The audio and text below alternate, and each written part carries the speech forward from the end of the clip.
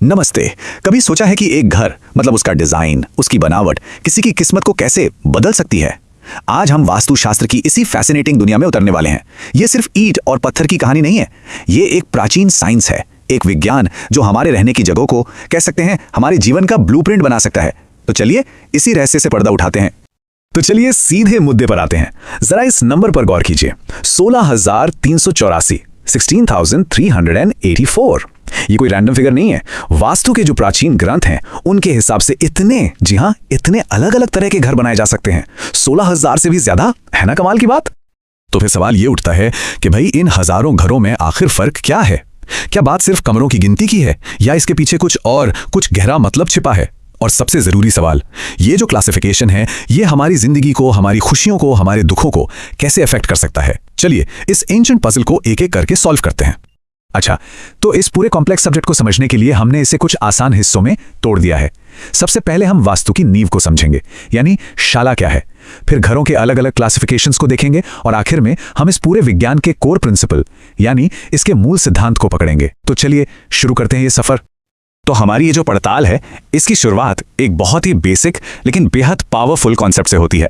आप इसे वो पहली ईंट समझ सकते हैं जिस पर वास्तु का ये पूरा, कह लीजिए, महल खड़ा है। शाला, ये शब्द, इसे जरा ध्यान से समझिए। इसे एक घर का डीएनए कह सकते हैं। शाला का मतलब है एक हॉल, एक मेन रूम या घर का एक पूरा स्ट्रक्चरल विंग। वास्तुशास्त्र में इन्हीं शालाओं की गिनती और इनकी प्लेसमेंट, मतलब ये किस दिशा में है, बस यही सब कुछ तय करता है। ये डिजाइन का सबसे फंडामेंटल बिल्डिंग ब्लॉक है। चलिए अब आते हैं पहले बड़े क्लासिफिकेशन पर, ध्रुवादि 16 ग्रह भेद। हाँ, मुझे पता है नाम थोड़ा मुश्किल लग सकता है, पर यकीन मानिए इसके पीछे का जो लॉजिक है वो बहुत ही एलिगेंट, लगभग पोएटिक है। अभी देखते हैं कैसे। और यहां से बात सच में बहुत इंटरेस्टिंग हो जाती है। ये सिस्टम, ये कविता से एक आइडिया लेता है। जी हाँ, पोएट्री से। सोचिए, गुरु जिसका निशान है डैश, वो है एक दीवार, एक सॉलिड स्पेस, और लघु जिसका निशान है डॉट, वो है एक शाला, यानी एक खुला कमरा। और बस घर के चारों तरफ दीवारों और कमरों का यही पैटर्न बिल्कुल एक कविता की लय की तरह घर का टाइप और उसकी किस्मत तय कर देता है ना कमाल? मतलब आर्किटेक्चर में म्यूजिक। अब देखिए ये सिस्टम काम कैसे करता है। जैसे ध्रुव घर, इसमें चारों तरफ सिर्फ दीवारें हैं, कोई कमरा नहीं, और इसका फल क्या है? विजय, विक्ट्री। फिर आता है धान्य घर, इसमें पूरब में एक कमरा है और ये समृद्धि लाता है। पर अब देखिए असली खेल, उसी एक कमरे को अगर पश्चिम में कर दिया, जैसा खर घर में होता है, तो नतीजा एकदम उल्टा, क्लेश और दुख। मतलब सिर्फ एक कमरे की जगह बदलने से इतना बड़ा फर्क। चलिए अब एक लेवल और नीचे चलते हैं। अब हम घरों को देखेंगे उनमें मौजूद शाला यानी हॉल्स की संख्या के आधार पर। हाँ, ये थोड़ा और कॉम्प्लेक्स होता जाएगा, पर उतना ही फैसिनेटिंग भी। ये जो दो घर है ना, ये वास्तु की पावर का एक जबरदस्त एग्जाम्पल है। दोनों में दो दो कमरे हैं, यानी द्विशाल ग्रह, पर उनकी किस्मत में जमीन आसमान का फर्क है। एक है सिद्धार्थ घर, इसमें कमरे हैं पश्चिम और दक्षिण में, और इसका फल धन, प्रेम, संतान, सब कुछ अच्छा।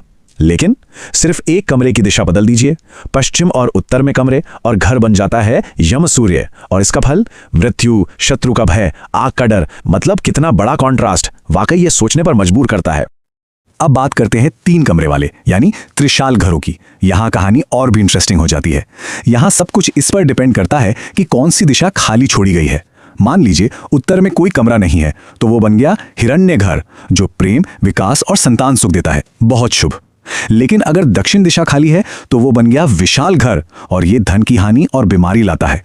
मतलब वास्तु हमें ये भी सिखाता है कि घर में क्या है ये तो इंपॉर्टेंट है ही, पर घर में क्या नहीं है वो भी उतना ही मायने रखता है। ठीक है, तो अब तक हम घर के अंदर की बात कर रहे थे। अब एक ऐसी कैटेगरी देखते हैं जो घर के बाहरी स्ट्रक्चर पर फोकस करती है। जी हां, अब बात होगी बरामदे या पोर्च की। इस क्लासिफिकेशन का बेस है अलिंद। अलिंद का मतलब होता है बरामदा, टेरेस या पोर्च। तो एक 2 कमरे वाले घर यानी द्विशाल ग्रह के चारों तरफ इन अलिंदों की प्लेसमेंट कैसी है, बस यही बात इन 8 सूर्य समूह के घरों को डिफाइन करती है। चलिए देखते हैं ये कैसे काम करता है। और यहां भी देखिए नतीजों में कितना ड्रामेटिक डिफरेंस है।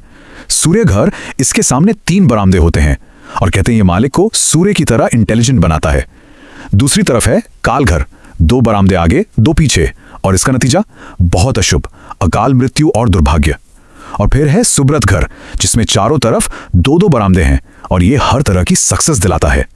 तो ये बिल्कुल साफ है, वास्तु में हर छोटे से छोटे डिजाइन का एक गहरा मतलब और नतीजा होता है।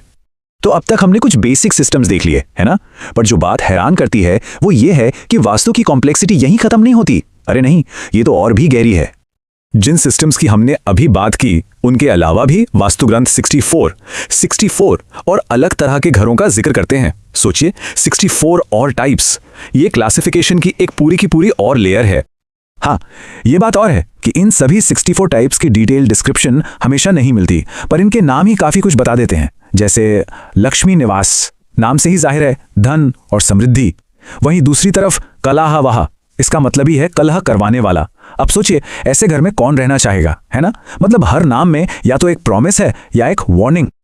और बात सिर्फ लेआउट की नहीं है, घर का शेप यानी आकार भी बहुत मैटर करता है। एक इंटरेस्टिंग डिटेल है, ग्रंथों में लिखा है कि गोल घर आम लोगों के लिए अशुभ होते थे, इनसे फाइनेंशियल इंस्टेबिलिटी आती थी। लेकिन राजाओं को ऐसे घर बनाने की परमिशन थी। तो ये क्या दिखाता है? यही कि वास्तु के नियम सिर्फ आर्किटेक्चर के नहीं थे, वो उस समय की सोशल हायरार्की को भी रिफ्लेक्ट करते थे। तो इन सब कैटेगरीज और नियमों के बाद सवाल ये है कि आखिर हम पहुंचे कहां? इस सब का निचोड़ क्या है? क्या है वो कोर प्रिंसिपल, वो मेन लेसन जो हम इस एंशिएंट सिस्टम से सीख सकते हैं? ये जो कोट है ना, ये वास्तु की पूरी फिलॉसफी को बहुत खूबसूरती से बताता है कि एक घर वो सिर्फ ईंट और पत्थर का एक स्ट्रक्चर नहीं है, बल्कि वो शाला, अलिंद, दीवारें, खंभे, खिड़कियां, मंडप, इन सब के बीच का एक कॉम्बिनेशन है, एक तालमेल है। हर एक डिटेल, चाहे वो कितनी ही छोटी क्यों ना लगे, वो मैटर करती है और घर के ओवरऑल कैरेक्टर को बनाती है। तो आखिर में बात इस एक पॉइंट पर आती है, वास्तुशास्त्र में एक घर सिर्फ रहने की एक जगह नहीं है, वो एक लिविंग ब्रीथिंग सिस्टम है। एक ऐसी एनर्जी है जिसे लाइफ का ब्लूप्रिंट बनाने के लिए डिजाइन किया गया है। हर आर्किटेक्चरल डिसीजन सिर्फ एक डिजाइन चॉइस नहीं है, बल्कि वो एक ऐसा चॉइस है जो वहां रहने वालों की हेल्थ, वेल्थ और डेस्टिनी मतलब भाग्य को एक्टिवली शेप कर सकता है। और हम आपको इसी सवाल के साथ छोड़े जाते हैं, क्या एक घर सिर्फ एक स्ट्रक्चर है, चार दीवारें और एक छत जो हमें धूप और बारिश से बचाती है? या इस प्राचीन सोच में वाकई कोई सच्चाई है कि हम ऐसी जगहें डिजाइन कर सकते हैं जो हमारी जिंदगी को शेप करती हैं, जो हमें ऊपर उठा सकती हैं या फिर नीचे भी गिरा सकती हैं? ये सवाल सिर्फ आर्किटेक्चर का नहीं है, ये सवाल हमारे और उन जगहों के बीच के एक गहरा फंडामेंटल कनेक्शन का है जिनमें हम रहते हैं। सोचने वाली बात है ना?